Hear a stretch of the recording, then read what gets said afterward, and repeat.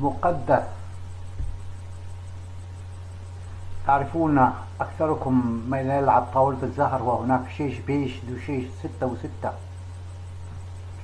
وهذه الرسالة أتت من أحد السادة الذين ولدوا في المذهب النصيري، ومع الزمن رأى ما رأى وعاش ما عاش، واعتنق الإسلام أهل السنة والجماعة، وهو من تجمع العلويين السنة. يقول: إلى روح أخي الشهيد ماجد، إلى أرواح آلاف الشهداء الذين شاركت مرغبا على إبادتهم، إلى الملايين من أبناء وطني الذين ابتلعهم جحيم الحقد العلوي، إلى الأمهات والزوجات الثكالى والأبناء اليتامى، إلى من يريد أن يعرف حقيقة الهولوكوست السوري المرعب، إلى أولئك الذين تحلقت أرواحهم وقلوبهم بالدشيش المقدس، إلى كل هؤلاء أكتب اعترافي. كنت رقيب أول في فرع المنطقة الجنوبية من حرستا التابع لإدارة المخابرات الجوية، وشاركت في اجتياح مدينتي داريا في تموز 2011 والمعظمية 21 آب 2012 بالاشتراك مع قوات الفرق الرابعة التي يقودها السفاح ماهر الأسد. اقتحمنا مدينة داريا وقمنا بتصفية 376 إنسانا مدنيا في مسجد سليمان الدبراني الذي لجأوا إليه خوفا من جحافلنا، وتركنا 122 جثة بداخل المسجد. وعقب اقتحام المدينة قمنا بمداهمة عشرات المنازل وتصفية جموع من بداخلها رميا بالرصاص وذبحا بالسكاكين.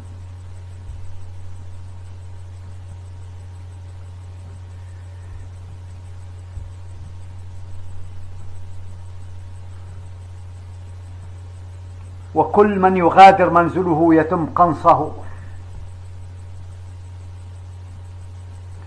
قمنا بتصفية أكثر من 2500 من الرجال والنساء والأطفال والشيوخ، واعتقلنا 690 مدنيا، منهم 204 نساء و44 طفل وطفلة. تكررت المذبحة في مدينة المعظمية.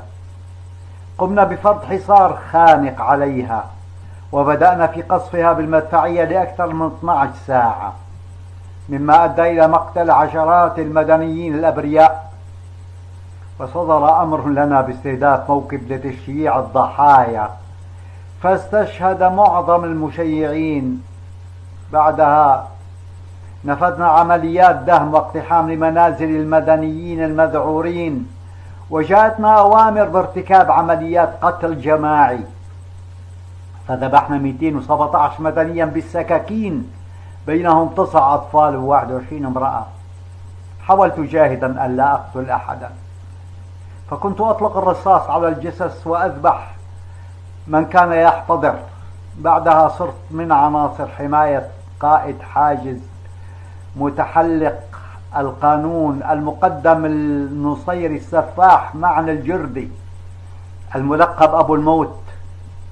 كان لا يمت للجنس البشري بصلة، طائفي حاقد من رأسه إلى أخمص قدميه.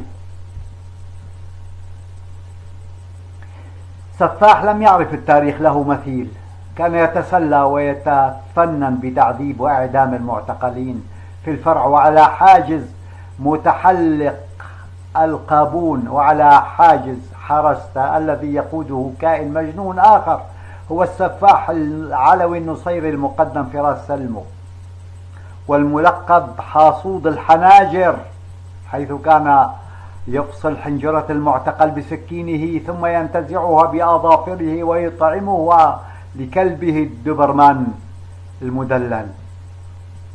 كنت شاهد كنت شاهدا على قيام المقدم السفاح معن الجردي بإعدام أكثر من 3000 إنسان خلال 4 سنوات قبل أن أنشق عن هذه الطغمة المتوحشة.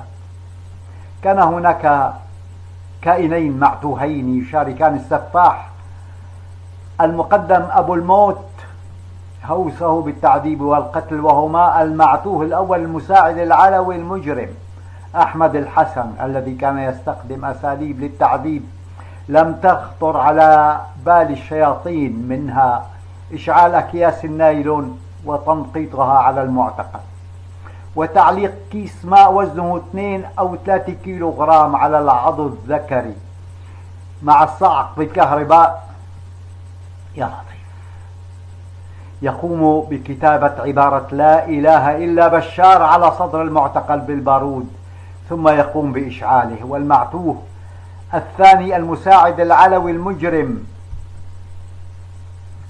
ثائر ملحم الذي كان مهووسا باغتصاب وقتل البنات، كان وحشيا ضاريا يقوم بإدخال يده النجسة في أدبار البنات ثم يدخلها في أعينهن، ثم يقوم بإحداث قطع أو شق بالسكين في طرفي القدم من جهة اليمين واليسار، ثم يمسك أفواههن ويقوم بشلخها عن بعضها ويتركهن للموت البطيء.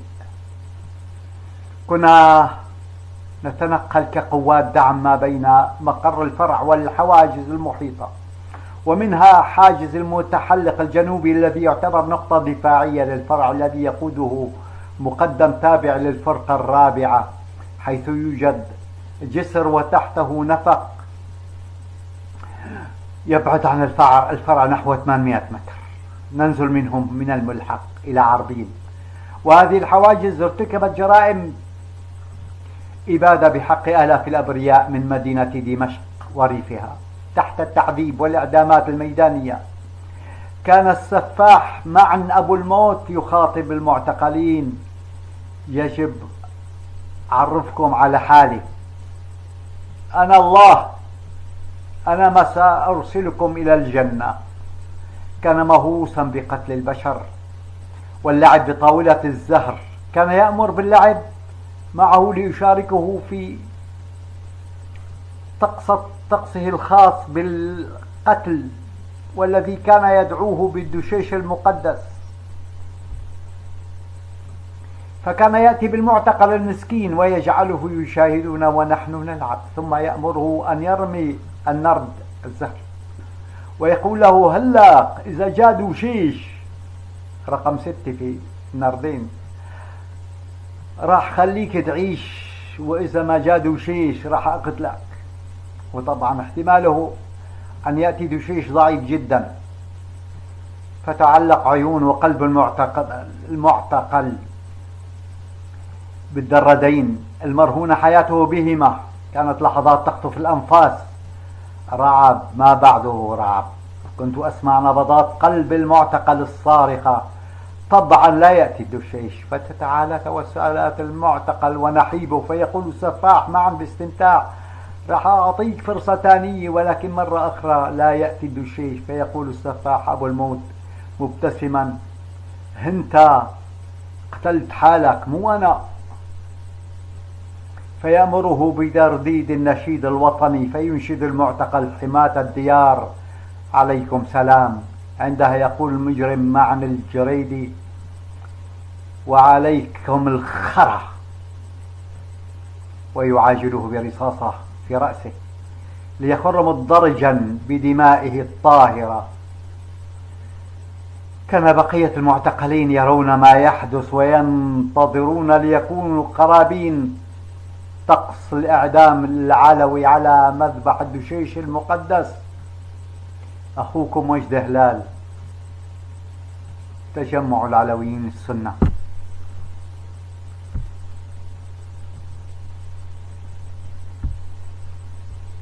من يستطيع أن يفهم، من يستطيع